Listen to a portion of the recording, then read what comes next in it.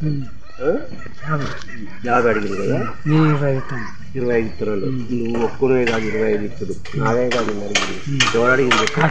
కాటు నాగాడి. ఎవడు? కాటు నాగాడి.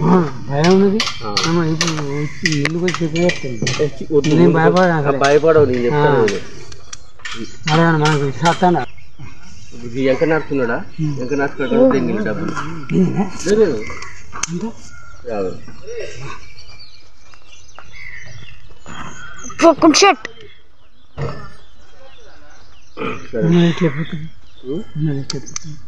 బాబాయ్ ఏం చేయాలి రాసింది కాదు ఇట్లా ఉన్నదంటే ఇప్పుడు ఒక 20,000 ఇస్తానంటే కుదరదా? లక్షకు 10,000 అడిగింది. ఎవరు? 5 లక్షలకు 5,000 50,000 5 లక్షలకు 1,10,000 మరి 50,000 ఇవ్వాలని నాకన్నా అది వెళ్ళిన వాళ్ళకి తయారు చేయాలి.